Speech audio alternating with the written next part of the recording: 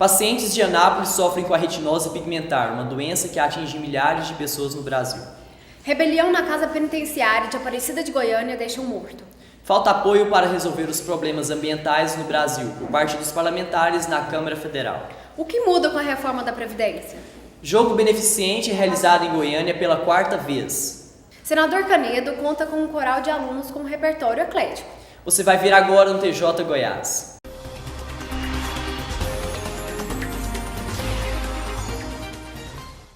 A retinose pigmentar é uma doença que provoca a perda da visão noturna, do campo visual e da visão central, e atinge cerca de 40 mil pessoas no Brasil.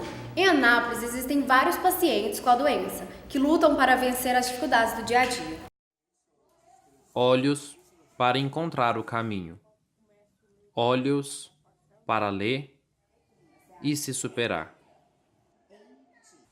Agora, imagine um mundo em que no lugar dos objetos e das paisagens à sua volta só existisse uma cor, o branco total, ou até mesmo a escuridão completa. É mais ou menos assim para quem é deficiente visual.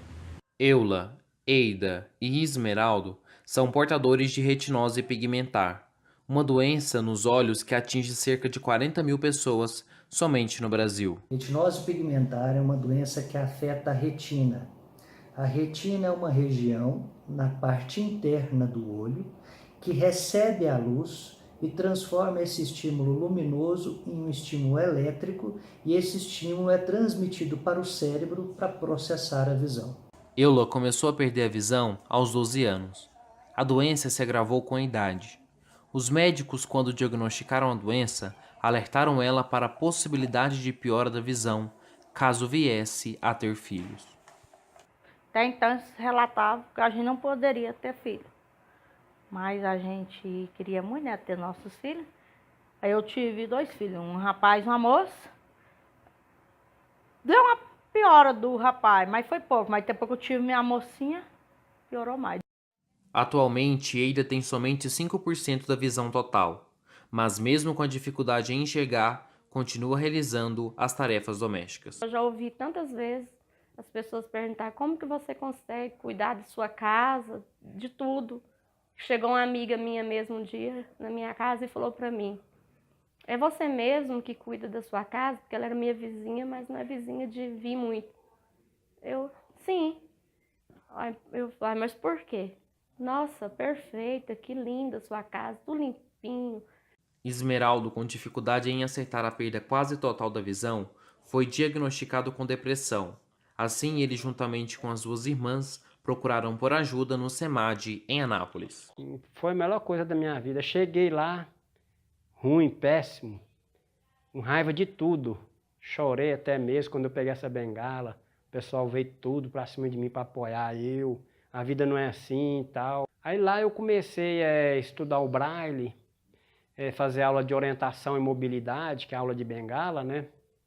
Depois eu comecei a aprender, conhecer as teclas do computador, né? Hoje eu mexo celular de boa, tranquilo, né?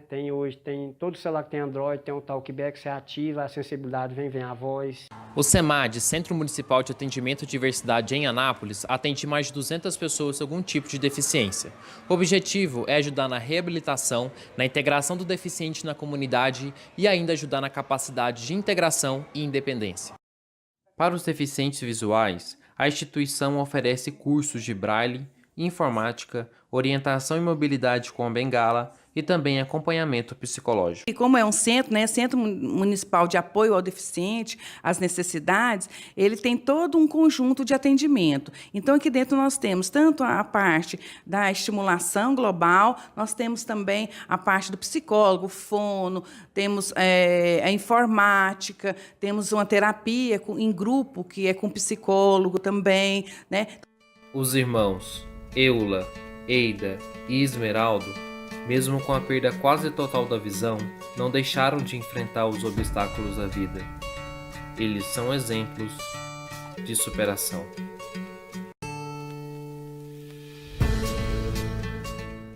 Um preso usou uma arma escondida embaixo de uma bandeja para render os agentes e começar a fuga na casa de prisão provisória em Aparecida de Goiânia. A Diretoria de Administração Penitenciária informou que 24 presos fugiram, 8 foram recapturados e 1 morreu em confronto com a polícia. As questões ambientais do país estão sendo tratadas de forma negativa pelos parlamentares da Câmara dos Deputados. Beatriz Santos tem mais informações. Pelo menos 323 deputados federais têm atuação parlamentar desfavorável à agenda socioambiental. Isso corresponde a 63% da Câmara.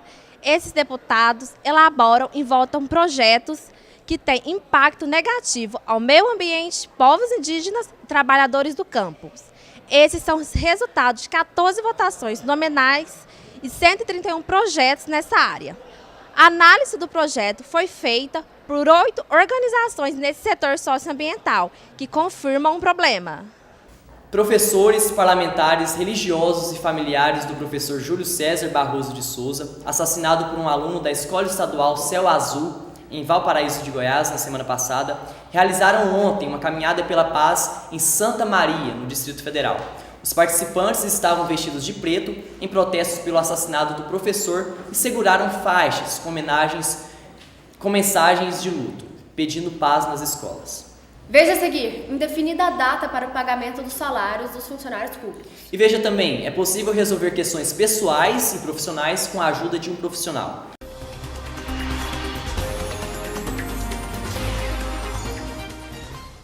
Coaching é uma forma de desenvolvimento onde o orientador, chamado de coach, ajuda um cliente a adquirir um objetivo pessoal ou profissional, por meio de um treinamento. A prática já existe em Goiânia e quem participa diz que a experiência vale a pena.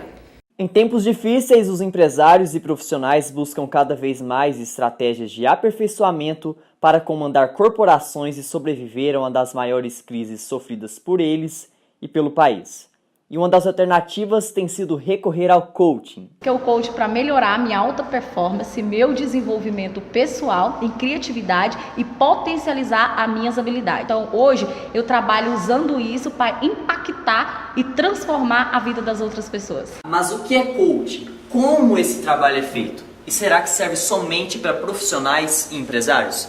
É o que vamos saber agora com a fala do especialista no assunto, o Master Coach Vinícius Almeida. Vamos lá. Coaching é um processo, é uma metodologia de aceleramento de resultados através de ferramentas práticas aplicadas na pessoa que está passando pelo processo, que promove um autoconhecimento, a clareza, a mudança de padrão mental, para que a pessoa tome decisões assertivas que tiram ela do estado atual e levam ela para o estado desejado. Coaching serve para qualquer pessoa que busca resultado, tanto no campo pessoal ou profissional. Então, não é só profissionais, ou empresários, ou empreendedores, mas qualquer pessoa que busca entender e se descobrir, entender o seu propósito de vida e passar por um processo de autoconhecimento. Segundo a Secretaria Estadual da Saúde, apenas 10% dos moradores de Goiás que fazem parte dos grupos de risco se vacinaram contra a gripe este ano.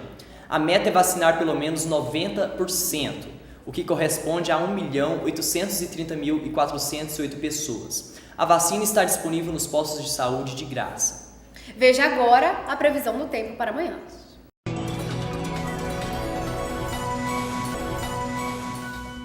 Nesta terça-feira, Goiânia vai ter céu nublado e pode chover na parte da tarde em áreas isoladas. A mínima será de 23 graus e a máxima alcança 35 graus. A umidade relativa do ar está em 78%.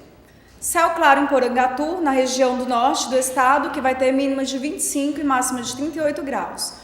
No sul do estado, a cidade de Itumbiara também terá pancadas de chuva à tarde. Mínima 17 graus e máxima de 31 graus. Por causa do excesso de construção nos setores Jardim Goiás e Alto da Glória, foi criado um projeto de revisão do Plano Diretor de Goiânia. Segundo o secretário de Planejamento Urbano, Henrique Alves, o novo plano proibirá o rebaixamento do lençol freático para a construção do subsolo de garagens. Os setores vão perder o gabarito para a construção de prédios, porque já estão no limite de adensamento urbano. A seguir, os times goianos estrearam no Campeonato Brasileiro. E veja também, motoristas provocaram fila em postos de combustível no Jardim Guanabara, em protesto.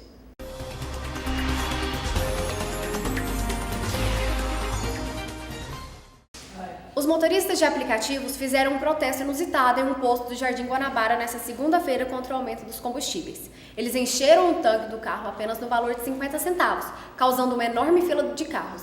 O litro do álcool, que era vendido em média R$ 2,99 semana passada, está custando agora até R$ 3,99. Em fevereiro, o governo federal apresentou a proposta da reforma da Previdência, a PEC 06/2019, denominada Nova Previdência. O comentarista Paulo Henrique esclarece o que vai significar para o trabalhador essa reforma. A proposta feita pelo governo de Bolsonaro é, sem dúvida, a política de rebaixamento dos direitos adquiridos pelos trabalhadores. Dessa forma, o governo atende à demanda do mercado financeiro, que impõe condições que jamais poderão ser alcançadas pelos trabalhadores. Não há dúvida que se trata de uma reforma perversa, que acabará com os benefícios sociais que são fundamentais para a justiça social. Acredito que nem deveria ser chamado de reforma, pois é a destruição da Previdência Social, que irá provocar maior onda de precarização do trabalhador rural e urbano. Destaco a violência que é cometida ao não reconhecer a diversidade de realidades existentes no Brasil, que reflete inclusive na expectativa de vida com grandes diferenças regionais. Hoje, a média de vida do brasileiro é de 76 anos, mas existem estados como o Maranhão com expectativa de 70 anos e outros estados como Santa Catarina com expectativa de 79 anos. Logo, estabelecer uma idade mínima para todos é uma violência e fere o princípio da isonomia, que ressalta que os iguais devem ser tratados de forma igual e os desiguais na medida de suas desigualdades. O Goiás perdeu ontem contra o Cruzeiro, no estádio Mineirão, na terceira rodada do Campeonato Brasileiro. No próximo sábado, o Goiás enfrenta o Ceará. Gilberto, conta mais informações pra gente sobre a Copa do Brasil. Bom, boa noite, Alisson. Boa noite, Maísa. Então, a CBF sorteou na última quinta-feira os confrontos das oitavas de final da Copa do Brasil. Se o Vila Nova ganhar do Juventude, amanhã encara o Grêmio na próxima fase. Lembrando que ano passado o Goiás foi eliminado pelo Grêmio nessa mesma etapa. Então, torcedor colorado, anota aí, Vila Nova e Juventude, amanhã, 9 da noite, no Serra Dourada, válido pela quarta fase da Copa do Brasil. Já na Série B, o Vila Nova ainda está em busca da primeira vitória no campeonato. No sábado, o time colorado saiu na frente contra o Vitória, mas deixou empatar e aos 44 do segundo tempo, o time baiano conseguiu a virada. Jogando em casa, o Atlético também empatou com o Curitiba em 1-1, jogando no estádio Antônio Ascioli. Falando de Série A agora, o Goiás jogou ontem contra o Cruzeiro no Mineirão e o Verdão até se saiu bem. No primeiro tempo, manteve a partida no 0-0 e teve até chances reais de gol.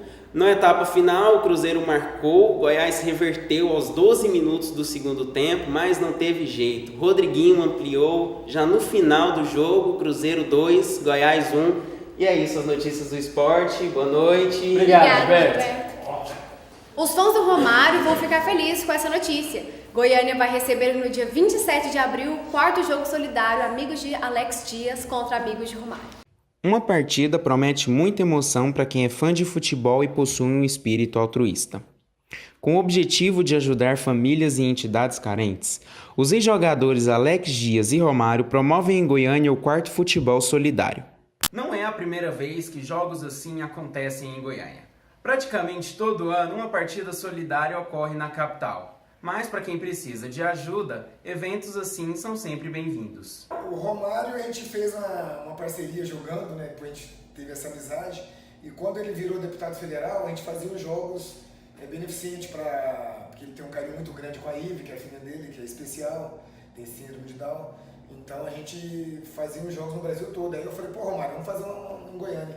E já é o quarto, né? Todo ano a gente está fazendo aqui. A partida, sem fins lucrativos, acontecerá dia 27 de abril no estádio Ailé Pinheiro e receberá também nomes de peso do futebol brasileiro. Aí o Romário, ele que escala o time dele, vem ele, Valber, Lira, Fábio Braz, Felipe Adão, o meu time Flávio Conceição, o Kleber, goleiro aqui, o Túlio vai jogar também. Uma boa causa, né, Tainá? Então, acho que isso aí para ajudar o próximo, vão ser 2 quilos de alimentos. A metade desses alimentos vai para pai e metade vai para o Hospital do Câncer da Dona Carmen e do cantor Leonardo. Daqui a pouco, os setores Jardim Goiás e Alto da Glória ultrapassam o limite de adensamento urbano. E veja também, o pagamento dos servidores públicos está longe de ser cumprido em Goiás.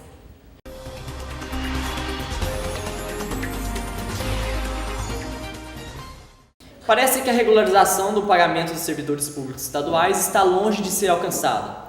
Quem traz mais informações sobre o problema é a repórter Letícia Ribeiro. O governador Ronaldo Caiado afirmou há 2 semanas que pretendia quitar a folha de pagamento de dezembro do funcionalismo público.